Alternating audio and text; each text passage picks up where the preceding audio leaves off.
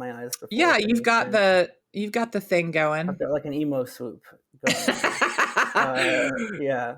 It is an emo swoop. I like it. So we are recording now. Hello. Fantastic. Hello. Hello, Daniel Kolitz. Am I pronouncing your name right? Yep, that's it. All right. Oddly, rarely pronounced wrong. You would think people would get it wrong more often. It's the Z. So my maiden name is Sazzi. Saszi. Okay. And it's like, you say it just like it looks. Like Sazzi. Yeah. Like it's not, whoa, what just happened? That was weird. Did something happen? Yeah. One of my browsers just popped up. But people would see the Z and be like, how do you pronounce your name? And it was like Sazzi. But people called me Sazy. And of course, Sassy. I was called Sassy my whole life. But not, as a nickname or as a it's not as bad as it could be. Yeah, for sure. And it was appropriate. It's an appropriate nickname. So Daniel Kolitz, I'm so excited to do this. To be here. The tables have turned. Now I'm asking the questions. And really, I just wanted to do this because you're so pertinent to the whole movement, and I honestly, not only are you pertinent, but like your article is really what changed everything, is how I feel about it. It brought a bunch of us together. There are a bunch of people that, maybe would not have ever connected had it not been for, you writing the article and you kind of connecting all of us. And so I just think it's important, to talk to you and talk to you about that whole process and just your life, because you've been telling our stories for so long. And I think it's time that we learn more about the man behind the Atavist article. Yeah, happy to reveal anything. That is very kind and overwhelming of you to say about the article. I mean, I think obviously your guys' efforts are more important here, and the work that's being done in activism-wise, but means a lot to hear about. I would say equally important. And so I just want to tell you this. I think I've told you this before, but I don't know, maybe not. So, that since like 2016, I've been, wanting to shed light on all of this. And ever since I saw Leah Remini's Scientology series, I was like, we need something like this for, Bob Meehan. And I reached out to a couple of like ex-staff members that I knew and was like, hey, I tried to start a podcast back then. And nobody was into it. Like everybody that I talked to was like, yeah, and understandably so. Like nobody wants to dig back into their trauma, and that's kind of what you have to do if you start talking about this stuff. And it's hard. It is really hard. And we all have lives. We all have careers now. And no one wants, a potential employer Googling their name and finding, I was in a cult. That's, and I was just at this place where I was kind of working for myself. And I just hit this point where I was like, I don't care. Like we need to get the word out there. And I just felt like I was hitting walls, and I just kind of let it go. Like, all right, well, maybe this will never happen and, whatever. And then Mike Harper, who's actually going to be on the podcast in a couple weeks. We were friends on Facebook, and he posted, I don't remember the exact wording, but it was something like, spent a couple hours talking about the abuse I suffered from my employer or something. And it was the first time that I had heard the word abuse used. Really? Okay. Yeah. When it came to those programs, because I mean, like we would all, those of us who started talking about it and being like, hey, so that was weird, right? We never used that word. I mean, we would talk shit and we would be like, this was so weird and this was so mean and those kind of things. But I don't think I had never at least looked at it as abuse. And then I saw that word and was like, holy shit, that was abuse. Yeah. Yeah, I don't think I realized that you hadn't conceptualized it that way until just a No. little bit before I spoke with you. Yeah, no, I really hadn't. And because it's a weird thing because I I think I could look at, well, no, not really. When I hear the word abuse in that context, I think child abuse, and I wasn't a child. I was an adult Sure, when I was there, sure. you know. Hmm. So I think that's why I had a hard time with it. But it was just like the first time, and then I sent him a Facebook message and was like, "Who are you talking about? What I think you're talking about, and who are you talking to?" And he gave me your number, and the rest is history. Yeah, I mean, this had gone on for so long that I almost forgot how helpful Mike Harper was. Yeah. This would have been maybe like 2.5 or 3 years ago at this point. But yeah, he was tremendously helpful in setting all of this up. It's interesting you say that because I feel like I've heard that from a lot of people that like 10 or 15 years would pass before they would even start to think about what had happened or Yeah. conceive what had happened to them as like somehow wrong. Yeah. It's interesting that weird like time delayed reaction to being an enthusiastic sobriety. I mean, I think a lot of people leave and maybe have a sense of like not rightness, but Mhm. don't know how to articulate it or don't think to articulate it Yeah. until later on, or if ever. Yeah. Well, and we all leave so broke, you have to jump right into like, how am I going to pay my bills next month? Yeah, right. You're thrown right into the fire. Sure. Yeah. Yeah. I mean, I Yeah. was homeless. Like, I didn't, Right. I had been asked to move out of the house I was living in, and um, I had nowhere to go, and so I had to figure out, and I was behind on all my bills. I hadn't paid my car payment in months. And my car was all I had, because I was like, I might have to sleep in my car. Like, we'll see what happens. Right. And so I just had to find, and I had been applying to jobs, before the people I was living with kicked me out. It was 2009, and it was right after the Yeah, that's a 2008. terrible time to go Yeah. out on your own. Yeah. And the last time I had to look for jobs or apply to jobs was 1996. So Wow. I just was like, I'll just hit the streets and find a job. And that was not the case, like, No. at all. No. Um, so I just took what I could get. But yeah, I think so many of us have to like just jump right into figuring out how to move on. And they set you up, they talk so much shit about people who leave to the people who are still there. You're also terrified of being that person. Right. So it just takes time. And I'm glad that that's changing. I'm glad that we're seeing staff members leave Yeah. and pretty quickly be like, how do I talk to a reporter, basically? Really? So has that? I don't even think I'm up on that. I mean, is that something that's been happening? Have people been leaving in recent months? I mean, yeah. I don't know recent months, but I know back when the Facebook group started, there were a couple people, two that I know of and that I know personally and have interacted with, who had just quit like 6 months before the Facebook page popped up. And I was like, oh, go easy on them because it's going to be years before they can admit anything. And Right. and that's not the case. Both of them were like, fuck that place. Right. like, Yeah. you Yeah. I know, spoke to one person like that. It was fascinating. It seems, I don't know if it's social media or if it's, I mean, probably a big part of it is this kind of amazing Facebook group that now yeah, exists, yeah, that lets people kind of ping their stories off one another. yeah. Yeah. But I do wonder, I mean, I probably told you this. I don't totally remember. But a few days after the article came out, I got an angry message from someone purporting to be, I believe, like a, a I guess what is the term? I'm forgetting. A group member Uh-huh.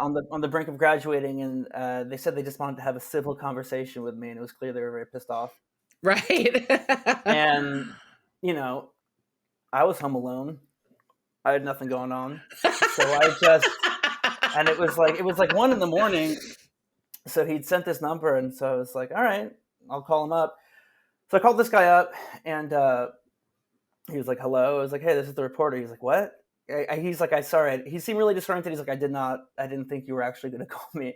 Uh, and you know, he said, give me a minute. I'm going to go outside. He goes outside, gathers his composure, and starts asking me like, so like, is it all lies? Like, how do you know that this is true? And I Mm-hmm. started explaining that we have a pretty rigorous, fact checking process at the Atavist. Everything in there is true. And Mm-hmm. he doesn't really have much to say to that. But Mm-hmm. he does tell me that basically the article, it was circulated on Apple News and it popped up as a notification on a bunch of group members were sitting around. It all popped up at once on their Oh, phones. wow. And so they clicked onto it. Uh, and so I assume it's being read by people who are active members of the program. Yeah. And I wonder how that's changing their perceptions, and then especially the existence of, as mentioned, these kinds of groups. And Yeah.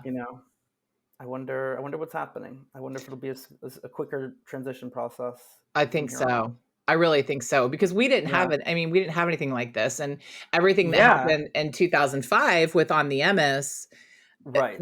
was so, I mean, Daniel, I was so terrified. I had never seen the 2005 news story until this year. Really? Yeah, I had never watched it all the way through. Wow. And it's weird. And I had never been on the MS. I hadn't looked at any of that, even after I Because left. was that Because, because they were sort of, yeah, why yeah, was that? it's hard. Like, I would get this, like, feeling in my stomach and I would start shaking. Like, that's how, I mean, because the way that they talked about it was, well, number one, because I was on staff then, so I was dealing with the implications of it from the inside, Right. which Right. was horrible. I would And imagine. I Yeah. mean, I really feel for some of the newer staff who've never been through anything like this. And Right. that's why, when we started all of this, like when this group of us got together, one of the things that I was like, this is absolutely a deal breaker, is we make sure we're not causing more harm to the people who are there, because this is going to be very difficult for them, staff and kids in the group Absolutely. and parents. And so I think that was a part of it for me, is it literally triggered what I went through. I mean, I had reporters calling me at step 2. Wow. I was not prepared for that. I didn't know how to Yeah. talk to the media, Right. Right. and so it would bring up those feelings, because I remember I went to look, like, around 2014, I was online and I was like, I'm going to look it on the MS, and I couldn't do it. I got too, like I felt like I was going to throw up, and I started shaking, and I was like, No, okay. that makes sense. I Yeah. mean, that's how bad it was. So, um, yeah, I do think that all of this will probably help people, sort of come out of the fog a little bit quicker, Yeah, I hope so. I really do. I do too. I really do.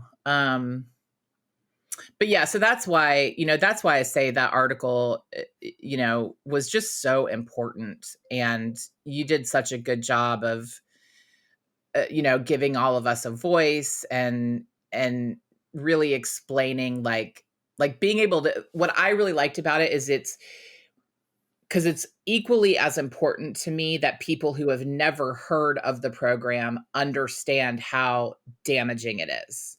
Right. Because it's so hard to explain to people. And that was one of the things I wanted to ask you about too, is like what that process was like for you, of getting your brain around, like, what the fuck is happening here, Sure.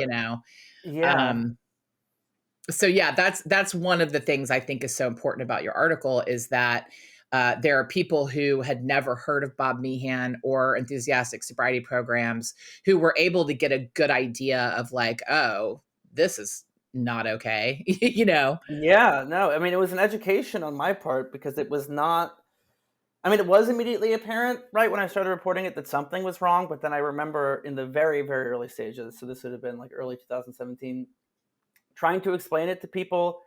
And I felt like something was missing. And people had said that to me too, about how they would get out and try to explain it to people, and they couldn't seem to convey the full weight of why it was damaging, or why it was weird. And I struggled with that myself. But I Yeah. think it really was just a process of kind of sticking it out. I mean, it took so long just to wrap my head around the names of the different branches, Mhm. all the different techniques, all the different key players. and again, maybe I think if I was I had never really done a project like this, I think maybe if I was a more seasoned journalist, this process wouldn't have taken quite as long as it did. Mm-hmm. But I think it ties into what we were saying before about how people don't realize something bad happened to them necessarily, because so much of it is subtle, and so much of it is not like, 10 of us were tied up in a basement and hit with boards and, Right. Right. starved for 2 days. I mean, you have like those programs like Straight Ink Right. or whatever. Sorry, I'm using my mother's computer and my father keeps trying to call her and it's making a sound. My own computer. I'm currently using an $85 laptop, which is not good for teleconferencing purposes. But anyway, yeah, I mean, so much of it is subtle. So much of it has to do with, disassembling someone's personality over the course of a very long period of time, Mm-hmm. and very subtly rebuilding someone, or building, alternate values in Mm-hmm. them.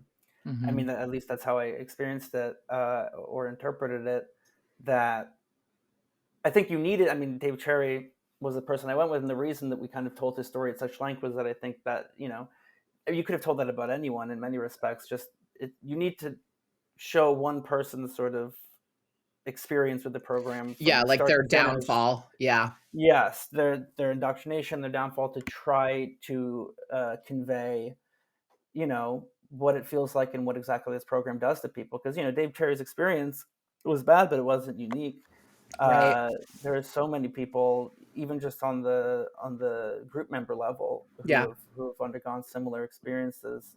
And I think the reason the article is so long is, I mean, because the group has been around for half a century somehow, and then also because it takes a while to explain to a person how someone can end up this Yeah. way, or end up, sort of following these beliefs, and how the whole thing works, Yeah. if that makes sense. Yes. No, it totally does. And I'm glad we talked about that, because that was one of the things, and I know you experienced this too, that came out of the article, was a lot of people were pissed that it was mostly about Dave Cherry. Yes, Um, absolutely. Yeah. which at first was kind of surprising to me. Like, I was like, who cares? Like, because I understood, because I know you and we talked so much and I knew so much about the article. I understood why you used him, but Right. I had to kind of take a step back and go like, oh, if it had been all about Renee, I probably would have been pissed too. Yes. I didn't experience the abuse from Dave like other people did. And he was, I mean, he was around for a while and he was not nice. you No, know, sure. Yeah. And, um, I heard that from people in the course of reporting it, and tried to some extent, convey that, you know, he was as tied up in it as anyone. right. Um, but I don't know. I guess a part of me felt and does feel that Dave kind of really made serious amends. Yeah. I know there Yeah. are people that are hesitant to forgive him, but Yeah. you know, he went through a lot as well. I Yeah. mean, but part of the reason also that Dave was essential here was a structural thing, Yeah. because we needed to find someone that spanned 4 or 5 different eras of Yeah. the program. So if you're starting in, I mean, he came after PDAP and after Freeway, or around the same time as Freeway, so Yeah. in the mid 1980s, and he's there through the dissolution of Freeway, the formation of the weird St. Louis network Lifeway stuff that was going on. He's there Yeah. for Ice Cap. He leaves, and then he's obviously crucial in the kind of 2005 expose stuff. And I also want to take a moment here to shout out Dave Larson, because the way that I can Yes. see it, he Yes. is Absolutely. as an integral part of this, and from by all accounts, is like an amazing guy. I mean, he seems to be, he is an amazing guy, and you too. I mean, Yes. let us not shirk you as well. I mean, this story could have been told. Part of my regret, I mean, this story was, I think, probably even 50% longer.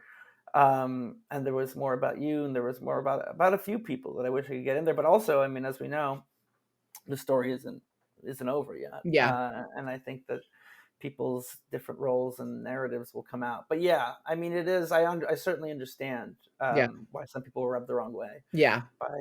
by Cherry being sort of made the central figure of the narrative. Yeah. Yeah. And I think again, I mean, this doesn't help those people. And I completely 100% empathize and understand why people feel that way.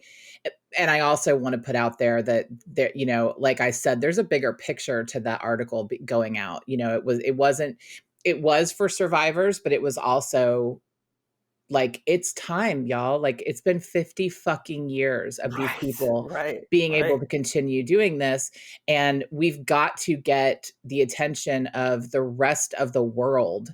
Right. And Dave's experience was a good way to do that. It was a good way to do that. It is a heartbreaking story. And he has a lot of great perspective on it and can speak to it very eloquently. I mean, not to say that. What I've actually found is, because it's interesting, because so many people that go through these programs are forced to talk about their feelings so much. Right. Seriously, they all become amazing interview subjects. Oh, yeah. They're very in touch with how they're feeling, and they're very eloquent about their sort of internal deliberation processes. And so, yeah, I mean, many of the people I spoke to were super eloquent. But yeah, Dave, he can kind of narrativize, dramatize his experience in a very useful and compelling way. Yeah. Yeah. Well, and he was really... like, he was in it, like he was Bob's guy. He was very close to their family. Mm-hmm. Yeah. And so, yeah, it was good to have some of that inside perspective. And it was so interesting for me because there were so many stories he told that I had heard from Bob and Joy and Clint and Wendy and Renee and Byron that were very different when they were told to me than, from what happened, what really happened, what Dave's, account was of them. Yeah. And what's interesting is that in doing it, so I went and kind of got Dave's account in full early on, but part of the task of the piece was kind of taking Dave's account, taking Dave Larson's account, taking all of these different accounts, taking like a 6-sided perspective on one situation, and then merging them to arrive at some version of objective truth. And obviously the actual truth of any situation is unknowable except to, I don't know, some kind of robot, or some higher power AI. A ghost that might have been in the room. But and even that ghost might have their own biases depending on who they were in life. But good point. But yeah. So that was kind of the fun. I mean, fun is maybe not the word, or maybe it is. I mean, it is kind of interesting to take different perspectives on a situation and try to meld them and arrive at a version of truth that's palatable to everyone who's there. Yeah. And that kind of brings me to, I don't know if everybody knows how you even got onto all of this. So I don't even know a little bit about that whole process. Sure. I was actually just describing this to my mom a few hours ago. So it's a completely random story. I mean, I was trying to find things to write about at a certain time in my life. And I find that actually to be the absolute hardest part of journalism, not the reporting or the writing, but just finding a subject that is worth writing about. And it doesn't happen very often, maybe once or twice a year, which is why I don't publish very much. But in any case, one of many reasons. But I was basically... I put together like a multi-Reddit. What that is, like you get like 50 subreddits as a kind of feed that you can browse through and look at the posts. And I would just go through that, power scroll it every day, looking for something. I don't know, something that caught my eye. Mm-hmm. And nothing ever did. I mean, this went on for months and months and months. And then one day, it was actually, I remember the night before the Women's March. Wow. So a few days after Trump's inauguration, because I remember describing it to someone at the New York Women's March. Wow. I found this woman had posted something saying like, "Help me, I've lost touch with my daughter." Mm-hmm. And I clicked on it, and there was some reference to enthusiastic sobriety. It was kind of cryptic. I wasn't sure what was going on at first. But I kept looking into it. She had posted some kind of PDF explaining her situation. I contacted her. I called her. What's funny is that so I spoke to this woman who posted this cryptic Reddit post, still not really understanding what the situation was. Right. Not knowing what you were getting yourself into. No, not at all. Not realizing this would determine the course of my life for years and years. But she actually, so I went back and listened to that call and the fact checking process at the end and realized that she had mentioned Dave Cherry so the very first conversation I ever had about this, Dave Cherry was mentioned. The name didn't register at the time, obviously. Right. So yeah. I could have saved myself some time, but I didn't realize who she was talking about. Right. But she explained to me just a kind of localized situation of what her daughter was going through. She didn't explain the history of these programs. And then, there is information online. I mean, not a lot of it, and it's scattered. But if you kind of look at the 2005 ABC expose, yeah, you look at the 60-minute stuff, you look at,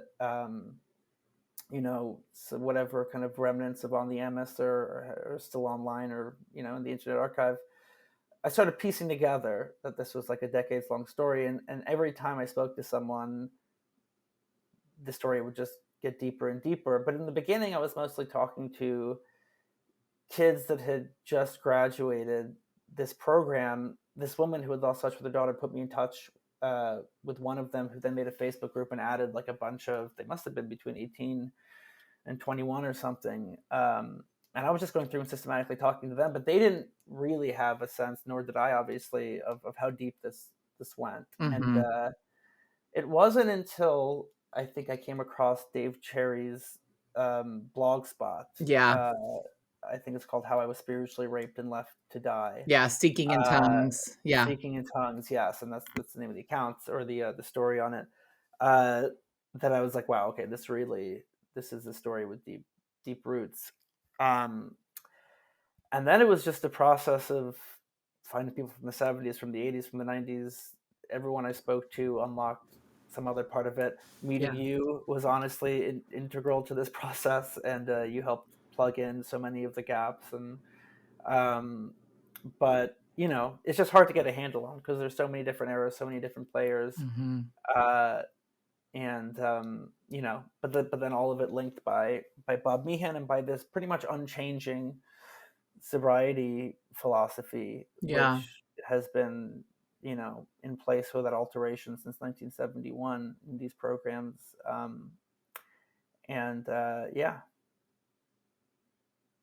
So that's how it all began. That was the beginning. Sorry, it's a long response. No. I knew it would be a long response. It's totally fine.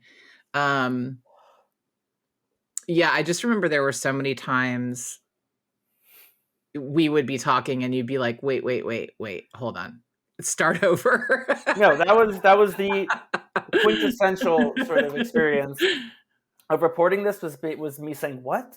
And then, and that in every call I had, there was some moment where I was like, wait a minute, go back and there's still so much stuff that wasn't even in the article that could make up an entire other. I mean, it could be a book. There's so much there, so much craziness.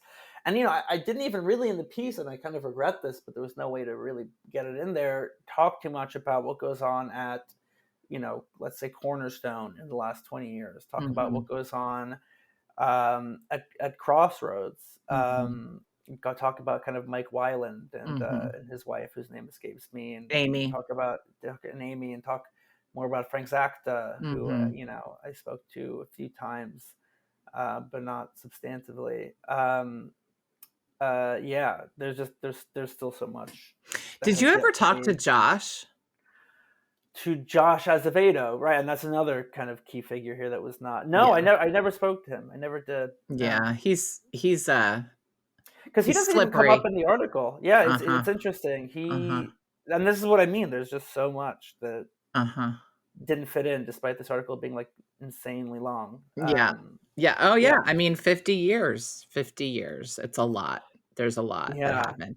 And that, that's the other thing with kind of the direction I'm going right now with the podcast. And, I'm going to be putting the audio and some video like ours up on YouTube, and I'm going to start, streaming it live on Twitch, and nice. and I'm going to start a Discord server. Yeah. Like I'm trying to get because the last time I was in the survivors Facebook group, there were between 700 and 800 people. There's probably more now.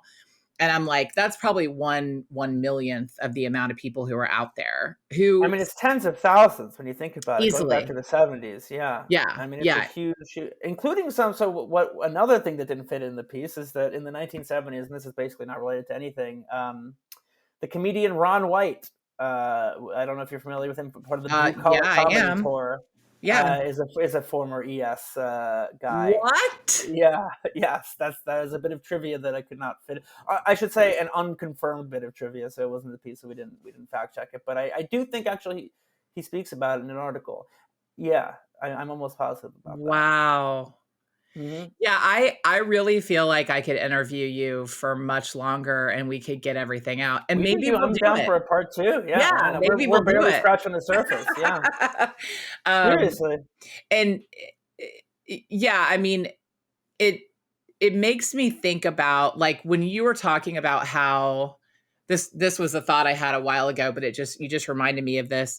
How it's so hard to describe the abuse because you're right, nobody was beaten up. No, they weren't locking us in rooms.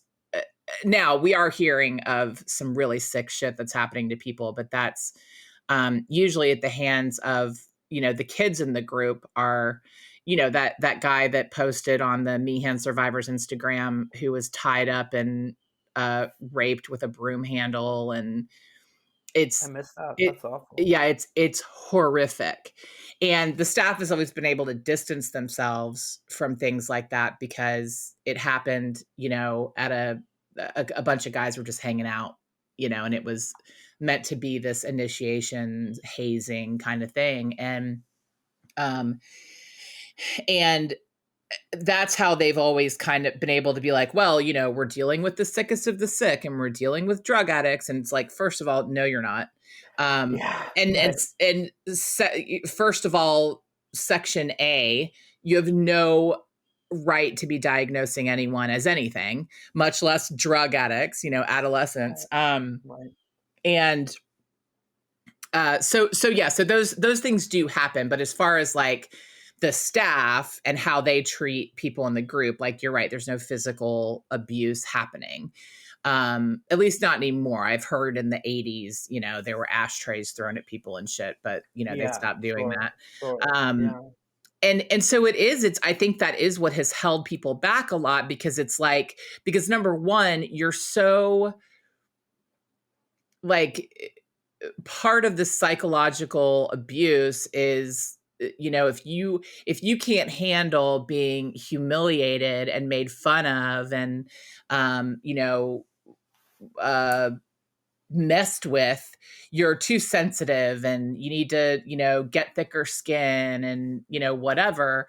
So I think that that's what a lot of people are kind of left with when they leave is like they still have that like, well, I can't say anything about any of that because it just means I'm a pussy. Yeah, no, it's like a toxic mindset. It's like it's horrible. This sort of Yeah.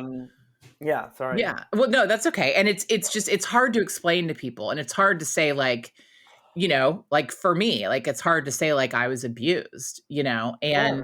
And I was interviewing, I'm posting a really good interview on Friday. God, it was so good. And we were talking about, her experience in the group and I knew her. I was her sponsor. I was her quote unquote counselor. And she Hmm. and I were really close. And so it was a different experience for me interviewing her because I was there for a lot of the stuff she was talking about, Right. Right. and I was the abusive staff that she was talking Sure. about, so it was a trip, but it was That's really a weird, good. yeah. That's such a facet of this is that so many of the people I've spoken to who are against this program and who are reckoning with the damages done to them have this kind of baggage from feeling like they, Yeah. were unkind to other people or they Complicit. participate in this, complicit in this system. And I mean, Yeah. you know, at the same time, so many of you came in when you were kids, and Yeah. so many of you sort of, I mean, came in at a really vulnerable time in your lives. I mean, the only people that I really see as having real culpability and blame. And even, well, certainly Bob Meehan and Yeah. his wife, Yeah. without a doubt, and then the program directors too, Mm-hmm. and some of the counselors. But the even in the case of some of the program directors, I mean, you can say on the one hand that some of them are irredeemable, Yeah. but then also it's kind of sad in a way, Yeah. because who knows what kind of person they'd be or what their lives would be if they hadn't gotten caught up in this at such a young age. But yeah, I mean, it's certainly what I've heard about some of these directors. I mean, it would be hard, I would imagine, for anyone to forgive them in any real way. Yeah. Well, and when she and I were talking, one of the things that happened is I realized not the moment, but I realized the situation that happened where I was broken and where I stopped trusting myself and where I like had to start complying in order to survive there. And I don't want to get too much into the situation because I get into it in detail, but it was the first time I ever really realized that. Like, I had always kind of seen myself as, because I'm autistic, and because one of the facets of autism is that you mirror people, and you're kind of a chameleon so that you fit in your surroundings in order to, survive, especially if your surroundings are abusive. And I've been doing that my whole life. My family was really abusive. So that was something that I knew how to do really well. And I'd always kind of just assumed from day one that I had done that thing, that I had just kind of mirrored, and I didn't. Like, I raised hell when I was an outpatient because there were a lot of things I didn't like, and a lot of things that like did not make logical sense to me, because none of it makes logical sense. And there was this one time that I raised hell, and the entire steering committee, most of who are now staff members who've been there for over 20 years, pulled me aside and just shredded me. And it was like, you don't know what you're talking about. You're, a newcomer, you're newly sober, and you need to listen to us. And like, and by the end of it, I was sobbing. I was hysterical. And then it was like, see, this is what's really going on. You're hurting and you're sad. And this is an uncomfortable situation from you. And I was like, oh my God, that was the first time I went, oh, I can't trust myself. I can't trust my thinking. I can't trust my instincts. And that was really the last time that I kind of raised hell like that. Now, I definitely, I was always called rebellious, and my rebellion was a character defect and part of my disease. And because every now and then I'd be like, hold on a fucking minute, like, Yeah, sure. like, I think you're wrong, but I would always be beaten back down. And I'm really glad that side of me was always there, because that's what got me out, absolutely. But it was absolutely beaten down and treated as a problem and an obstacle to my happiness, as opposed to like, it's just logical. It's not anything special. Normal response it's to just the logical, situation. Yeah, right. Logical, rational thinking. Yeah, I mean, it's amazing that you kept that part of yourself alive. Yeah. Through that process, that kind of more skeptical or questioning part, because Yeah. I know that, as you know, some people do not. Yeah. And that's, it's lucky, or not luck. I mean, I'm sure, you have to fight to kind of keep that part of yourself alive too, and if you don't actively realize you're doing it. But yeah. I think, and my dad dying, I always say it flipped a switch, and that's really what it felt like. Like, after my dad died, I was like, it was just so devastating, and I wasn't really allowed to grieve it properly. because my dad died and I broke up with this guy that I was like dating. And so it was a lot all at the same time. Yeah.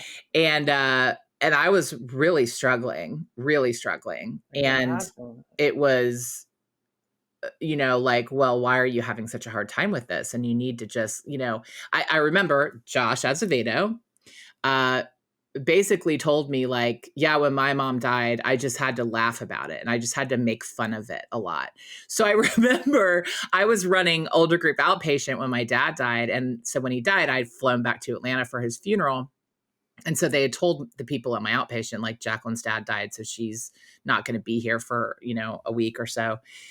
And when I got back, the people in my outpatient were like, hey, I'm so sorry about your dad. And I was like, oh, it's fine. I mean, I'm basically a bastard now, but it's cool. Like, and I remember them being like, okay, like, so like weirded out by it. But I was like, well, this is just how people, who are, on a spiritual plane that's higher than everyone else. This is how we deal with death.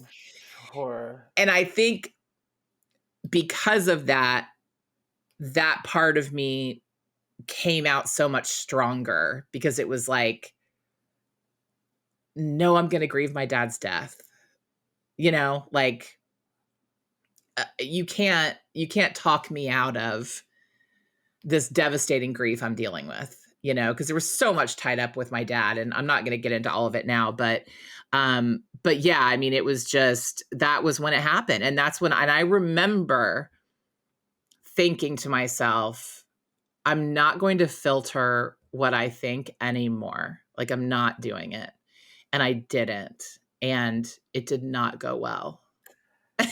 People were not happy about it. But I had hit this point where I wouldn't let them talk me out of it anymore. And I wouldn't, I was just like, no, you don't have to like what I said.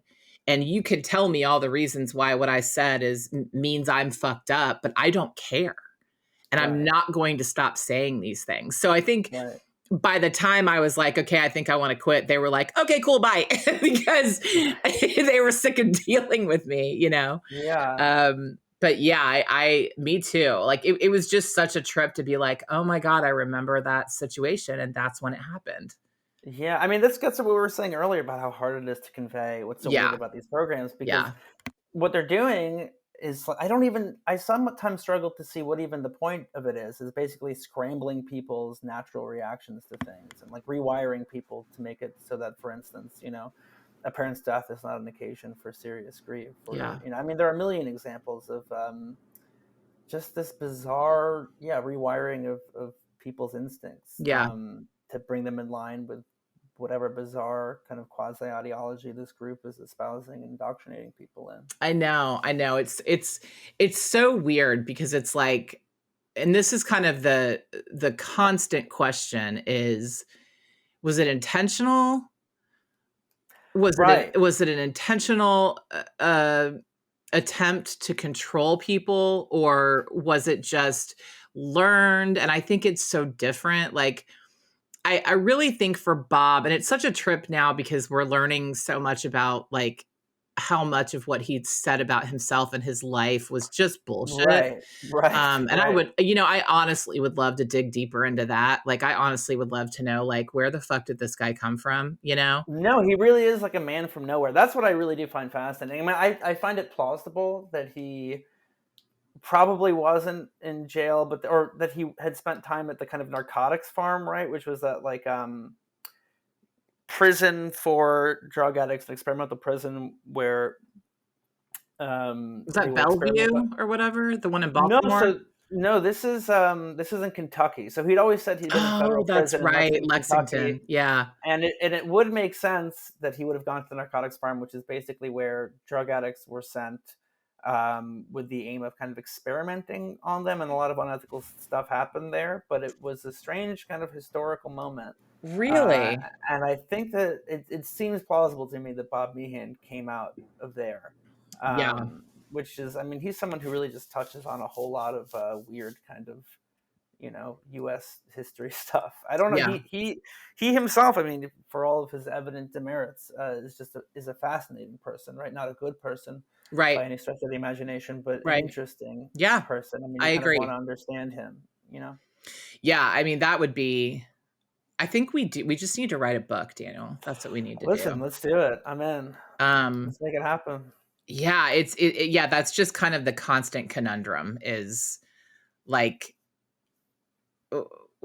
because I could think about myself, and by no means was I ever like, I'm in a cult and I'm going to, continue to I'm going to brainwash people or indoctrinate people. Like No, sure. I never Yeah. thought that, but Right. so it's hard for me to imagine that other people were, Right. I mean, I think even on Bob Meehan's part, he probably wasn't thinking that to himself. I think so much. I mean, I've never met him, just from what I've heard from other people and the kind of limited psychologizing I've done of him, it does seem that he was like so much of what he did. I mean, people brought up Donald Trump a lot, and honestly, there's a similar question there. It's like, is Donald Trump a political genius, or does he just have these kind of bizarrely unerring instincts for what will, keep his people on his side? And it does seem that like Bob Meehan was not much of a thinker, but he was very instinctual, and he had a good kind of sense of what will make someone want his approval,